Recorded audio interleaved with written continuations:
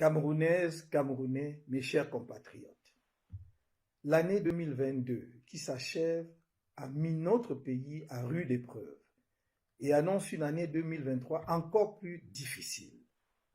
Je ne brosserai pas un tableau détaillé de la situation économique et sociale désastreuse dans laquelle le régime en place enfonce notre pays, ayant eu l'occasion d'attirer l'attention sur cette situation dans diverses communications au cours de l'année. Qu'il me suffise de rappeler que depuis plus de 3 ans, notre pays est à nouveau placé sous la tutelle financière du Fonds monétaire international, comme au cours des 20 années sombres des plans d'ajustement structurel.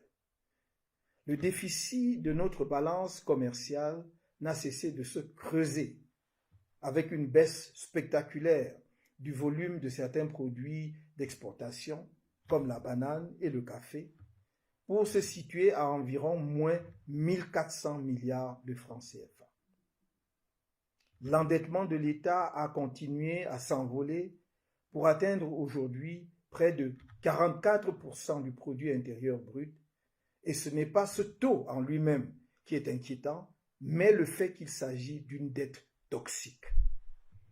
L'augmentation sans précédent des impôts et taxes dans le cadre d'un budget de crise qui sacrifie les couches les plus vulnérables de la population.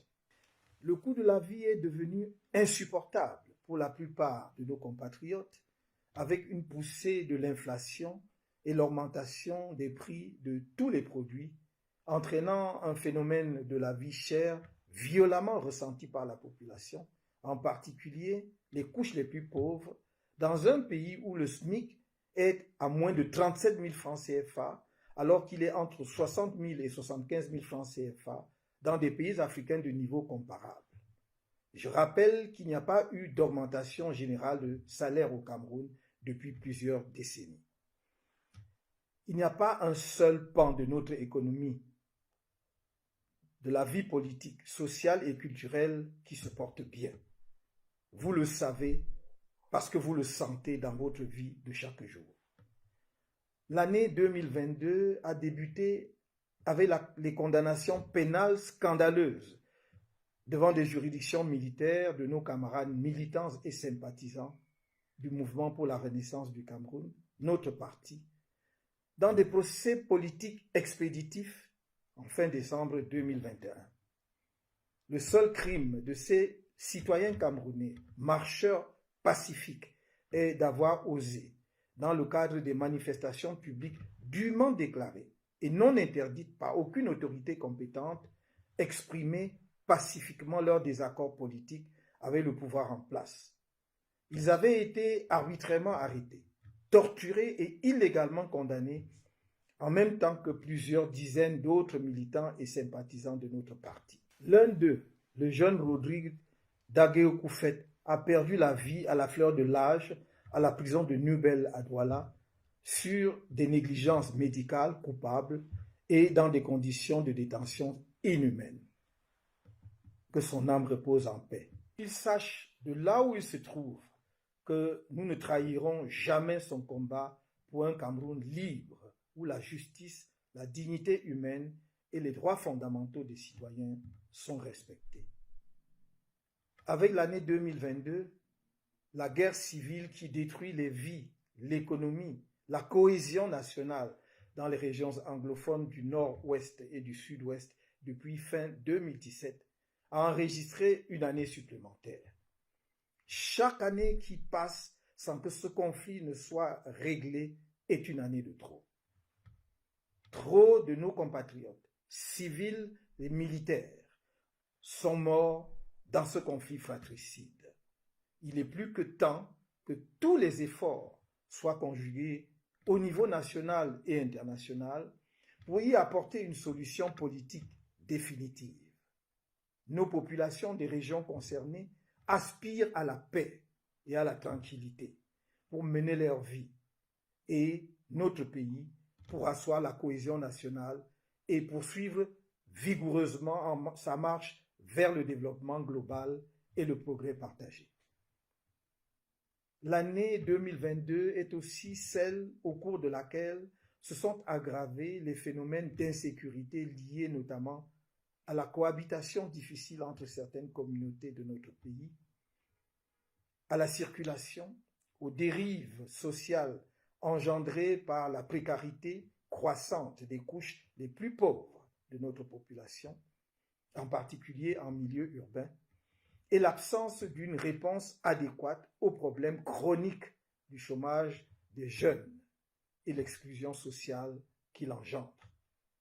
C'est ainsi qu'on a assisté avec tristesse aux affrontements, notamment entre les communautés arabes Choua et Mousgoum, dans le département du Logone et Chari, à la multiplication des accidents de la circulation terrestre et aérienne, avec le crash d'un avion à Bibé dans la Haute-Sanaga, l'insécurité alimentaire en particulier dans la région de l'extrême nord, les incursions aux frontières, l'explosion du phénomène dit des microbes qui sèment la terreur dans les villes, notamment à Douala, le phénomène de pédophilie qui détruit nos enfants, y compris en milieu scolaire, les viols, les violences sur les femmes, et j'en oublie sans doute.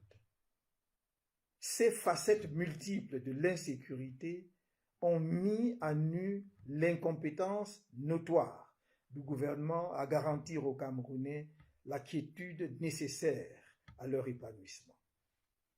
Aux familles qui ont perdu des proches dans cette explosion de l'insécurité, je présente mes sincères condoléances. Aux blessés et victimes diverses, je leur souhaite un prompt rétablissement et beaucoup de courage. L'année 2022 est enfin l'année du 40e anniversaire de l'accession au pouvoir du président de la République en fonction. Nous ne pouvons tirer aucune fierté d'une telle réalité politique dans une République qui se targue d'être démocratique. Le 40e anniversaire d'un homme à la tête d'un État dans lequel il y a tant d'intelligence, où le dynamisme de la jeunesse est envié et où les jeunes de moins de 35 ans représentent plus de 60% de la population, est à lui seul une preuve que le Cameroun est une anomalie politique. Cette longévité qui s'inscrit dans une logique de conservation en soi du pouvoir, dans la vanité de prouver, mais à qui et pourquoi, qu'on y est parce qu'on peut, conduit au fil des ans à la ruine du pays. Même parmi ses défenseurs les plus ardents, on constate aujourd'hui qu'une telle confiscation monarchique du pouvoir a installé progressivement notre pays dans une gouvernance antidémocratique, réfractaire à des élections libres, transparentes et crédibles.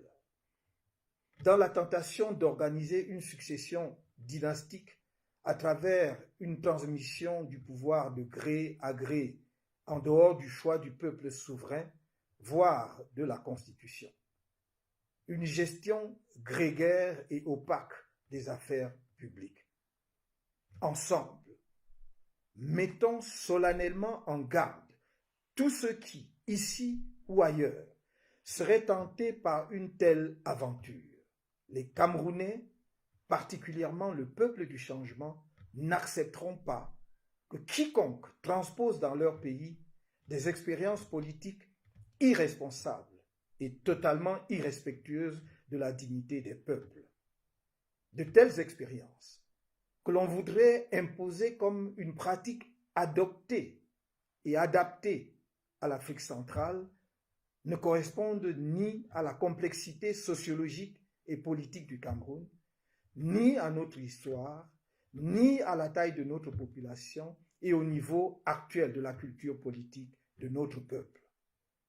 Le peuple du changement travaille pour une alternance pacifique et démocratique, par les urnes et en conformité avec la Constitution en vigueur dans notre pays. Est-il besoin de le redire? Il sera infiniment moins coûteux pour les pays qui se disent amis du Cameroun et pour la communauté internationale d'agir énergiquement pour parvenir à une révision consensuelle du code électoral et à l'organisation des élections justes et transparentes que de gérer une crise liée à des élections faussées ou de financer à coups de milliards de dollars d'inutiles opérations de maintien de la paix si par malheur tout venait à basculer. Lors du meeting d'installation des responsables de notre parti dans le littoral 2 en Konsamba, le 8 octobre 2022, j'ai rendu public de façon plus explicite la décision du directoire du MRC, notre parti, qu'il prendra part à toutes les élections à venir organisées dans notre pays. Cette décision est le résultat d'une réflexion politique à la fois stratégique et tactique mûrement menée.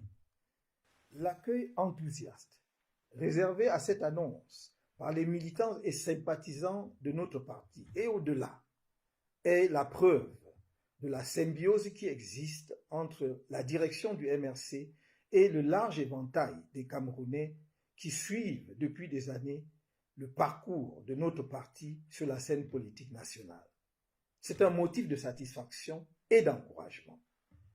Je puis les assurer que le MRC travaille pour être à la hauteur des attentes des Camerounais à l'occasion des élections de 2025 ou avant.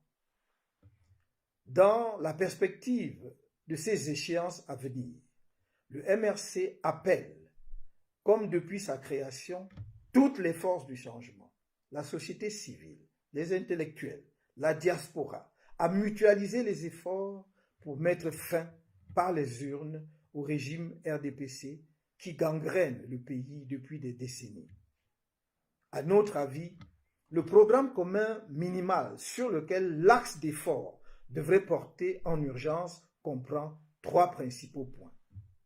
Premièrement, la réforme consensuelle du code électoral.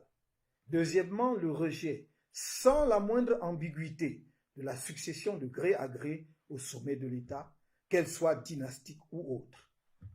Troisièmement, un appel commun à la communauté internationale de ne pas commettre au Cameroun les mêmes erreurs aux conséquences tragiques que dans certains pays voisins dans l'accompagnement de notre pays dans son processus d'alternance et de transition démocratique.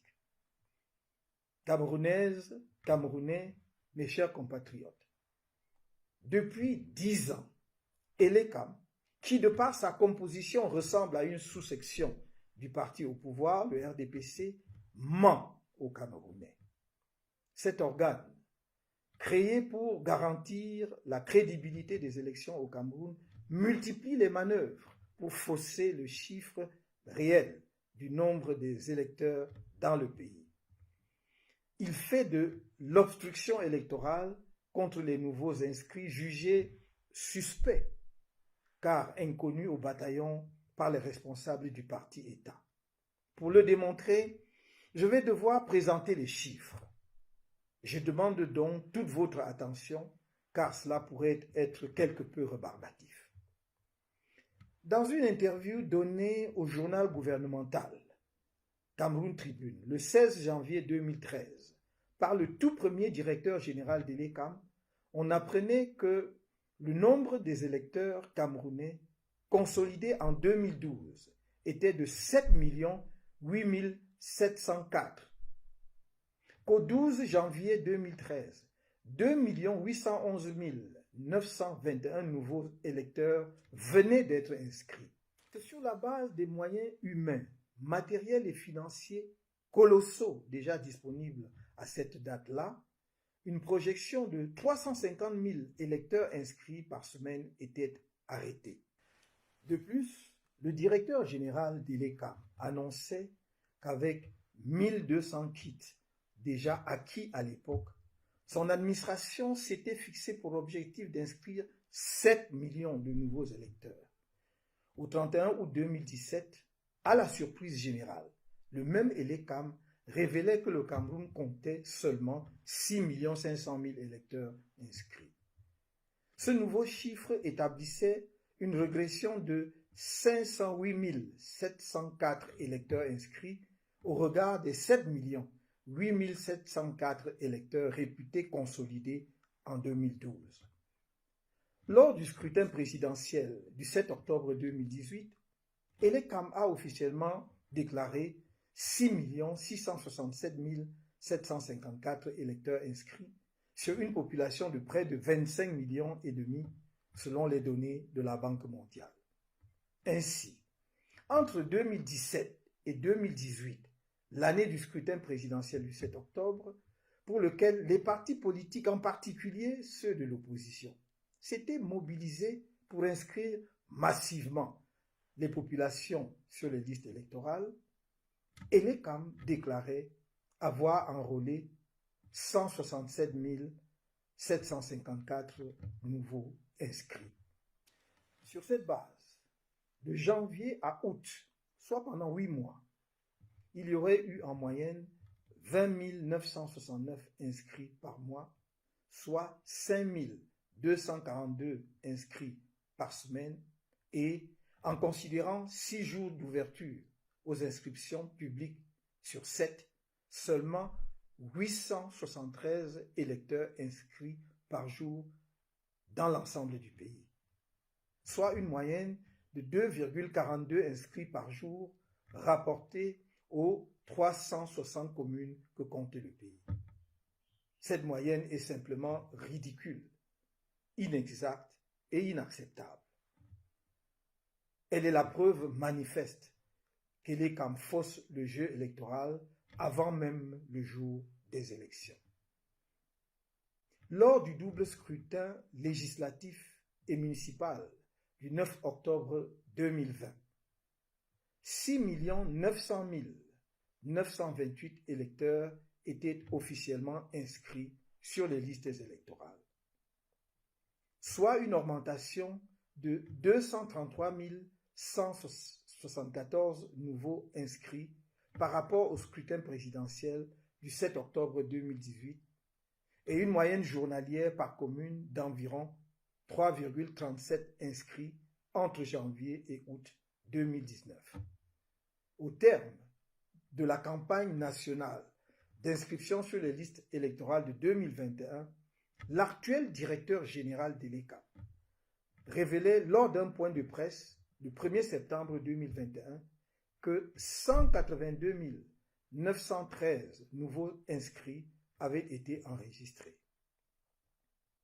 À partir de ces chiffres, on obtenait alors un ratio communal journalier de 2,6 inscrits par jour sur 6 jours, 5 716 inscrits par semaine sur l'ensemble du pays et 22 864 inscrits mensuels dans tous les 360 arrondissements et toutes les ambassades et les consulats du Cameroun à l'étranger. Le 2 septembre 2022, Elekam a annoncé avoir inscrit 338 376 nouveaux électeurs, soit un ratio de 940 nouveaux inscrits en moyenne dans les 360 communes du pays, et bien moins si on ajoute aux communes les consulats et les ambassades. Un ratio mensuel de 42 297 inscrits par mois, 10 574 inscrits par semaine et 1762 inscrits par jour, soit au final moins de 5 inscrits par jour et par commune.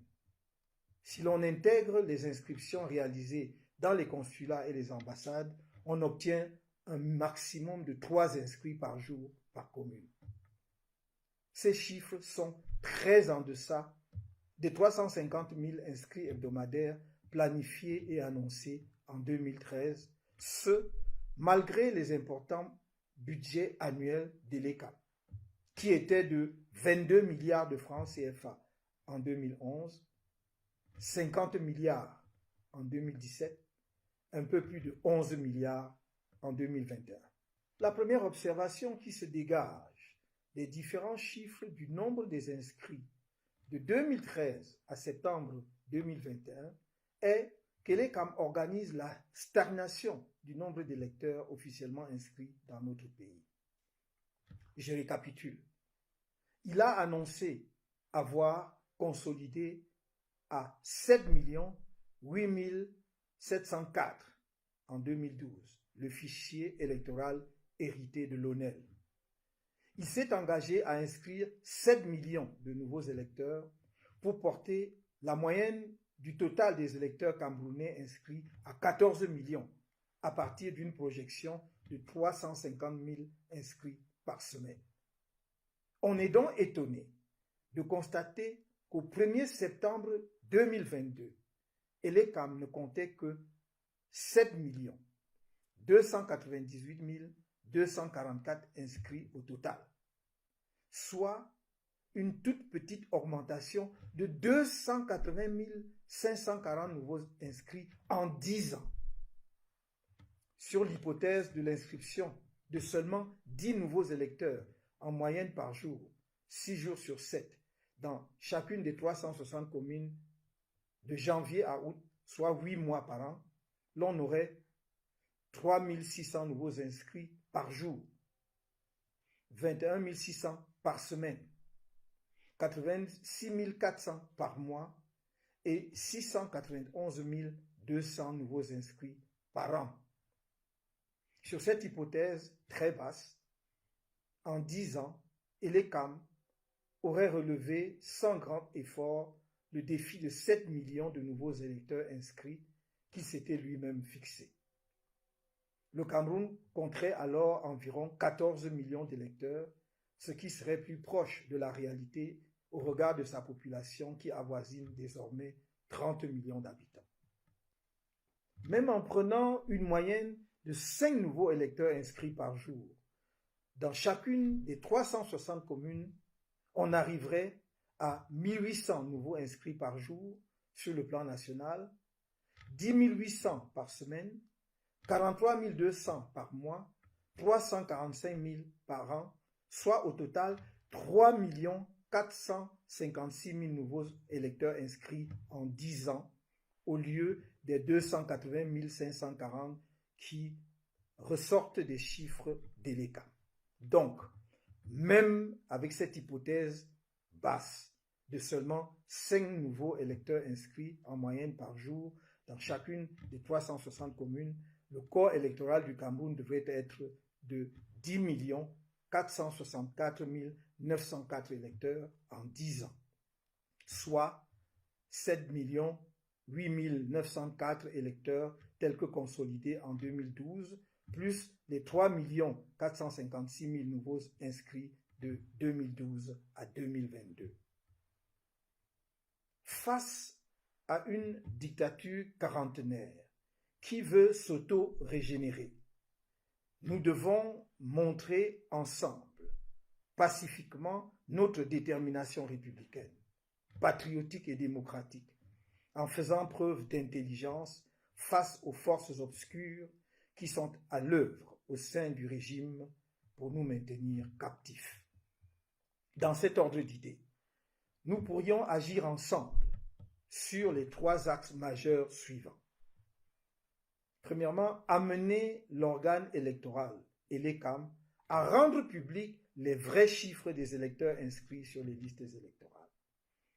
Deuxièmement, dénoncer les fraudes électorales en amont, lesquelles consistent en le refus par la police nationale de délivrer des cartes nationales d'identité à de nombreux Camerounais. Troisièmement, exiger un recensement démographique général avant les échéances électorales de 2025 et un redécoupage conséquent des circonscriptions électorales.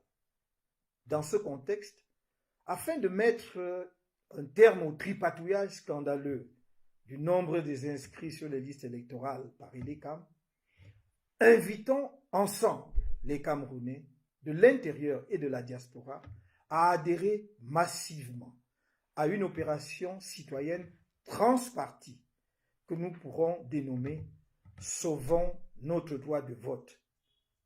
avec pour directive: inscris-toi, transmets-nous copie de ton récépissé et nous garantirons ton droit de vote auprès de l'ECAM. Dès l'ouverture de la campagne des inscriptions sur les listes électorales, au début du mois de janvier 2023, répondez massivement à cet appel. Dans le strict respect de la confidentialité et des données personnelles, des équipes veilleraient à votre inscription effective sur les listes des électeurs. Avec les récépissés recueillis et le travail de suivi qui serait fonctionnel dès janvier 2023, nous serions désormais en mesure de mettre l'ECAM devant ses responsabilités. Des numéros WhatsApp seraient mis à votre disposition dans le cadre de cette opération de suivi des inscriptions sur les listes électorales. Le secrétariat de la plateforme des partis politiques et de la société civile pour la réforme consensuelle et participative du système électoral, ouvert à d'autres forces politiques, pourrait être l'organe de suivi de l'opération. C'est le droit de chaque Camerounais d'être électeur et nul n'a le droit de l'en priver. Le dernier recensement général de la population dans notre pays remonte à 2005, c'est-à-dire il y a bientôt 20 ans. Les résultats de ce recensement ne furent rendus publics qu'en avril 2010. Cependant, en violation de la loi qui prescrit que l'organisation des élections, en particulier la répartition des sièges des députés et des conseillers municipaux, se fait sur la base du résultat du dernier recensement démographique, le décret présidentiel portant répartition du nombre des sièges de députés, publié le 3 juillet 2013, n'avait pas pris en compte le résultat du dit recensement. De même, la répartition des sièges des conseillers municipaux par arrondissement repose sur le résultat du recensement de 1987. Tout cela est contraire à la loi. Un croisement des résultats du recensement publié en avril 2010 avec le nombre de sièges de députés attribués à chaque région montre de façon choquante la duperie électorale du parti au pouvoir, le RDPC, comme il ressort des chiffres suivants. Région de l'Adamawa, 10 sièges de députés pour 1 15 622 habitants, soit un député pour 101 582 habitants. Région du Centre, 26 sièges de députés pour 3 525 664 habitants, soit un député pour 129 488 habitants. Région de l'Est, 11 sièges pour 801 968 habitants, soit un député pour 72 906 habitants. Région de l'extrême nord, 29 sièges pour 3 480 414 habitants, soit un député pour 120 014 habitants. Région du littoral, 19 sièges pour 2 865 795 habitants, soit un député pour 150 831 habitants. Région du Nord, 12 sièges de députés pour 2 50 229 habitants, soit un député pour 170 852 habitants. Région du Nord-Ouest, 20 sièges de députés pour 1 804 695 habitants, soit un député pour 90 235 habitants. Région de l'Ouest, 25 sièges pour 1 785 285 habitants, soit un député pour 71 411 habitants. Région du Sud, 11 sièges de députés pour 634 655 habitants, soit un député pour 57 695 habitants. Région du Sud-Ouest, 15 sièges de députés pour 1 384 286 habitants, soit un député pour 92 287 habitants. Outre son impact sur les élections législatives, le résultat du recensement devrait avoir des conséquences aussi bien sur les élections municipales que sur les sénatoriales. Aussi, j'appelle le gouvernement à prendre en urgence toutes les dispositions afin qu'un recensement démographique soit mené de façon professionnelle d'ici le milieu de l'année 2024. Ce travail doit et peut être mené dans l'intervalle de 18 mois à venir. C'est le lieu de demander aux uns et aux autres de reprendre leurs esprits. Je veux parler de tous ceux qui, effrayés par la perspective d'un jeu démocratique crédible, parce que fiable, appellent à une nouvelle prorogation du mandat des députés au terme de leur mandat en cours, qui prendra fin en février 2025, après la prorogation en 2019 de celui des députés de la précédente législature. Camerounaises, Camerounais, mes chers compatriotes, au moment où se referme cette année 2022, je ne peux m'empêcher d'avoir une pensée pour nos camarades toujours otages politiques du régime dans les prisons de Yaoundé et de Douala, victimes de la haine politique et des vengeances judiciaires. En septembre dernier, le groupe de travail sur la détention arbitraire des Nations Unies, après des échanges contradictoires avec le gouvernement camerounais, a établi définitivement que nos camarades sont détenus arbitrairement et qu'en tant que civils, ils n'auraient jamais dû être jugés par des tribunaux militaires. Il s'agit là d'une victoire juridique remarquable dans la lutte judiciaire que nous avons engagée contre la violence du régime, et ce, quel que soit le sort que celui-ci réservera à cet avis. J'invite nos amis, prisonniers politiques, à rester combatifs et le peuple du changement à rester confiant, car l'aurore approche. Elle est dans les limbes de la nuit, de la longue nuit. À tous les Camerounais du pays et de la diaspora, j'adresse mes vœux les meilleurs, ainsi que ceux du mouvement pour la renaissance du Cameroun pour l'année 2023. Année cruciale dans notre marche commune vers l'alternance politique pacifique tant attendue. Aucune attaque ne nous ébranlera. Aucune bassesse ne nous déboussolera. Aucune violence ne nous déraillera. Je l'ai dit et je le répète, vous pouvez compter sur moi. Je ne vous trahirai jamais. Que Dieu bénisse le Cameroun.